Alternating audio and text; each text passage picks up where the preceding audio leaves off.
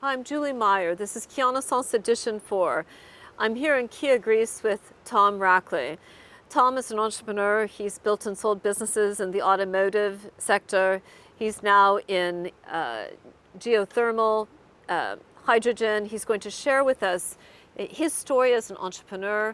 He will be keynoting here at Keanaissance. He's here in Kia, Greece from Nevada. Tom, thanks for coming. No problem. It's beautiful here. I'm so glad that you were here because there is in the sustainability monetized summit that we're hosting here in Keanaissance. There's a focus on the transition to new hydrogen, the green economy, and so forth. You come at this having one very successful exit.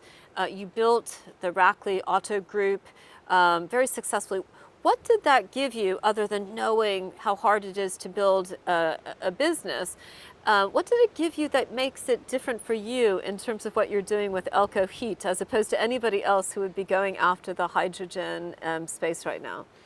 I think what it gave me was the vision of where the automotive industry is going and where a lot of things start in energy. When you talk about electric cars, for example, the industry has a path that they're trying to go to just be sustainable and renewable and decarbonize vehicles. And so the time that I spent in automotive, I got exposed to a lot of the OEM manufacturers of what their plans were over the next 20 to 50 to 100 years. And the hydrogen was an interesting piece, but when we started looking at hydrogen, the big thing that we had to figure out was, what do you need to make it? Yep. How do you make a sustainable business? And when I built Rackley Auto Group, it was sustainable because of the people. And this is a product that you have to have that you can keep producing. Right. And produce it clean. And that was the biggest thing we had to figure out was if we were going to make the transition from automotive, of running an automotive business to go into renewable energy. Right. That's a big leap. Yes. For someone that hasn't done that. And so we put together the correct team. So that was the biggest thing. Now, you also come from a family business. I do. And you run a utility. I do. Some people would say that's not sexy. Is Most it people, sexy? I think so. Okay. Why is so. running a utility in Nevada sexy? You're providing the product to cities, to the people. For us right now, it's just commercial that we do. But running a utility it opens a lot of doors for this industry, for this whole space. A lot of people think that they're just going to get into doing hydrogen or any kind of renewable. Well, it's a utility that gets everything done in the United States with the government. So in order to get any of the contracts, really, and it helps to have a utility as your mothership that's putting everything forward. Now, as I got to know you over the past couple of months and your partners and your business partners, you've been very open and rather transparent that you've discovered a lot. This has been a discovery journey for you. A long time. My family started Elko Heat back in 1979 with several other families that were in Elko. And what we noticed about in 2010, it's a geothermal heat loop system. So all we do is basically hot water comes out of the ground in an artesian well. Customers take the heat off of our water, so we're selling heat. And everybody in Elko, it drops down to -0, so it's cold a lot of the time. And the one thing I noticed with this is that while I was in the automotive industry, my family started looking at the water rights. And Elko Heat wasn't built as a big utility. It was formed on a federal grant by the Department of Energy, and it's actually still one of the only running geothermal companies from that grant program. So it actually became the poster child for the Department of Energy for many, many, many years. Wow. And the opportunity came where my family's partners were getting older, and technology wasn't there 15 years ago to do something with the water. So we've really had a journey with it. Started just seeing how we can make things work better with the water with the customers, to then we decided, and timing made this happen, that could you get the rare earth minerals out of geothermal water? When we did that, we knew that when you electrocute water, you're going to create hydrogen. So then it started this path of, looking at hydrogen, which has just turned into a monster for us now of what the business model has changed to. And I think probably one of the best things to answer your question from earlier that I learned is in doing startups or having business and running a business, you can have your game plan and you have a summary that you want to do. It's constantly changing. Yeah.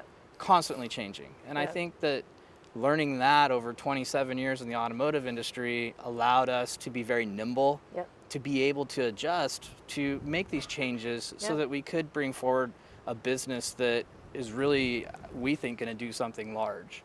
Well, it is for sure, and it's fascinating, which is why I invited you to come. And it's interesting to me because you know, you roll these things. You say, well, we started looking at the water rights, and we wondered if we had the minerals, and then you know, you've gotten into the game in hydrogen. Right. There are people that are like desperate to get into the game in hydrogen, and there you are. You've just, it's almost like the fountain of plenty and so forth. Do you ever just kind of stop and kind of pinch yourself and say, like, this might end up being a multi-billion-dollar baby that we're running here in a couple of years? Yeah, it's been very surreal of going through the journey of meeting the different people that are getting into the hydrogen space. Yes. We were very blessed because a lot of people have to go purchase the water. Yep. They have to go find a way to create the power. Yeah. We figured out how to do it all in one site, and then the very unique part of what we've done is that it's replicable. Yeah. Now that when we finish building this system on the geothermal, it's replicable that we can take it to other places and other sites, and it can go international. You've really codified something, codify and replicate, and which will enable, as you say, to scale. Now, what have been your impressions of Keanaissance in the first couple of days? I know you came in, it was a long haul, but you were, I mean, like, you met a ton of people. Did you feel, wow, these guys are just like me, we're all entrepreneurs? Or did you feel like, oh, wow, okay, what has hit you from this so far? The diversity is everybody's different business space that they're in. Yep. Has been great to just sit and talk with people. And it's great to pick people's brains of, you know, you have some people that are here that they've been very successful in businesses, and they're looking at different businesses now and different business spaces. So it's been very unique to sit down and listen to their experiences. Yeah. And realize that we are on the right path. Yeah. Yeah. You know, Yeah. there are a lot of, we check a lot of boxes of what we're doing and where this is going, and Yeah. the support that we've gotten from people just talking with them and getting Yeah. ideas Yeah. been phenomenal. And you know, I understand that you met somebody who owns land right next to your company. Ironic. Ironic. Is that wild? You know, how you travel halfway around the globe, and you end up just sitting down having dinner, speaking politely with somebody, and somebody says, hey, my family willed this land and it's been handed down, and we got our maps out and we start looking, and literally if for anybody that's a golfer, I mean, on a good day I could hit a good 9-iron to where their property is. So it was just, it's so ironic. But to touch on that, you know, every time we've had a lot of these incidences with Elko Heat Yeah. along the way. Interesting. And for me, it's always the I hate to say stars and moons are lining up Yep. one way, but Yep. you got to follow the flow Yeah. of where it's taking you and Indeed. make the best of it. Yeah. And that was a very surreal moment of just something that was nothing Wow. to somebody could mean something to somebody else just because you're talking about it. Now, I grew up in Sacramento, and if you drew a straight line from Sacramento to, say, Salt Lake City, where's Elko? Closer to Salt Lake, it's up in the north part of Nevada. The northern part, we're 2 hours from the border of Utah. Okay. So Sacramento, that's a little bit of a hike, but Uh-huh. yeah, it's from Reno to Elko, it's 4.5 hours. Right? So, but yeah, we're up in the northern part of the state where a lot of heavy mining is, which Okay. helps us with what the industry we're going into. Indeed. So, And you know, there's a lot of people hear about, you know, Texas right now, the exodus from California to Texas, but actually there's a lot of people that love Nevada. we've seen a lot of influx into Nevada businesses particularly. Right. And that's something that we're very keen on, and that's something that we feel is going to be very strong with Yeah. us now and down the road, of people leaving California, the businesses that are coming over. And it's funny because Nevada being a neighbor of California and we're so close to the border, businesses aren't, they're looking to get out of the state for tax purposes mainly. Yeah. And Nevada's just right over the border and you just ship everything right back in. Well, I remember as a girl growing up in Nevada, meant certain things, and then I've just really updated my thinking on Nevada because I've met some great entrepreneurs in Nevada recently, and it's very forward thinking. It's very there's a lot of focus in the state, it seems, on the transition to the green economy. There's a thing, there's a sustainability monetized thing going on there. Now. What would you say to, there's a lot of European entrepreneurs that may be speaking to you at Keanaissance about entering the U.S. market. What would you say if one of the entrepreneurs here said, I'm thinking about setting up in Silicon Valley or setting up somewhere, how would you say? Would you say 50 states, which market? Would you say it's tough? Would you say how encouraging and how reticent would you be to encourage European entrepreneurs to come into the U.S. market? There's so many things that the government has done over the past few years that can benefit businesses for bringing in subsidies to help drive business into the U.S. Okay. And I think the U.S. is very friendly. And in fact, one of the hydrogen partners we have is out of Europe. And we're working with long haul trucking because people in Europe still ship by truck. Yes. The United States ships by trucks. Right. And it would depend on the space, I think. But it's an incredible market in the U.S. Yes. There's a lot of opportunity. Now, when you look back at your experience at the Rackley Auto Group and what you did there, now that you're well into it and so forth, do you ever look back at that and say, I was a rookie. I was a rookie maybe for 27 years, but coulda, shoulda, woulda? Or do you just simply say that was a chapter? It was a fabulous chapter. I'm so glad and so forth. Do you, with all the businesses, we're all accumulating knowledge and experience as we grow older and so forth. Do you look back and are you just super pleased? Or do you keep on dissecting and saying, that deal, I could have done it. I was close to, There's a few situations that I look back on saying, I would have done it differently. But I don't regret any of it at all. Yeah. The experience that I learned, I started in the automotive business very young. Yep. And worked my way up. I ran large auto groups, and then I decided that I wanted to own my own. Yep. And I don't regret that at all. And the experience that I got from it, I think is one of the only reasons that if you're going to really go out and start a business and do something like this and go into a new space, yes, you need to have experience and understanding how to manage people's expectations and put the correct team together. Right. Yep. Did a lot of people follow you from Rackley Auto Group into Elko Heat? No. Okay. And that was by design. People have skill sets. Yep. And you can have, I made a tremendous amount of friends in the auto business. Very good friends. Just because somebody's a friend, and I had a lot of people that did want to come with us because I did run a good organization. Yep. But you want to do something that people have the correct skill sets for. Right. And in this space, it's been definitely, people aren't buying cars. Yeah.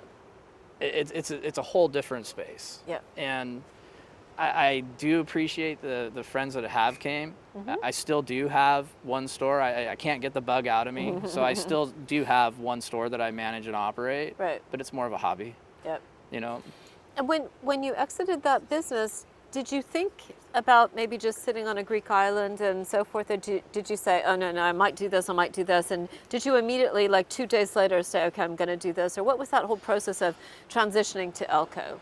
Fear. No, really, I had bought my stores and then COVID came. And in the U.S., just like everywhere else that I've read, everything pretty much got shut down. Yeah. And Elko was very unique because when I sat back and decided to sell my stores, it was thinking about the one thing I learned from COVID in the automotive industry, no matter what I did, it wasn't my product.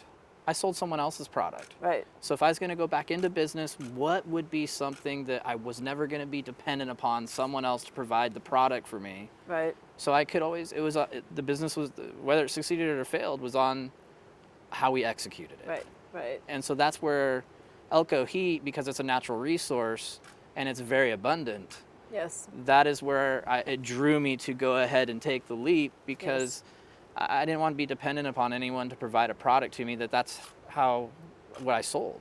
Indeed, that's interesting. That's very interesting. Now we're going to enjoy listening to you, and you've included some of your partners and your colleagues in your presentation as well. So we're really Yeah. going to get the Elko Heat story and some of the partnerships. You brought 3 people with you. We've got the story. We're going to be Yeah. sharing that with you and so forth. What did you think differently about presenting here at Keanaissance than if you had been asked to present in Silicon Valley or at I don't know, any of the conferences in the U.S.? What was it about this opportunity that you said, I'm going to go, I'm going to do it? It's more of a global space. Uh-huh. And there's always 20 dealer 20 meetings. There's a lot of geothermal summits that we do go to. We wanted to explore this at Keanaissance in Greece because it has different experiences and different businesses. And one thing I've learned is that I don't know everything. Right. And it's always good to sit down and listen to different people versus always speaking about it. So it's nice to get some diversity of different space owners that have been successful, entrepreneurs that are everybody struggles when you start a business. Absolutely, yeah. And that's what I wanted to learn from everybody, and that's why we wanted to come here, is what are the other hurdles that people are going through in startups in different spaces, so that we could take their experience, and if it comes up with us, we know how someone else may have handled it, and either we handle it the same way or handle it better. Excellent. Well, I'm looking forward to your keynote. We're going to be sharing it with our community and so forth. Thank you so much for coming all the way out from Nevada. Thank you. That brings us to the end of this episode of Keanaissance Edition 4. I'm here with Tom Rackley of Elko Heat, a utility in geothermal hydrogen production, leading the transition to the green economy out of Nevada. Here with me in Kia, Greece, successful entrepreneur from the Rackley Auto Group. Thank you so much, Tom. That brings us to the end. We'll see you next time. Thanks for joining in.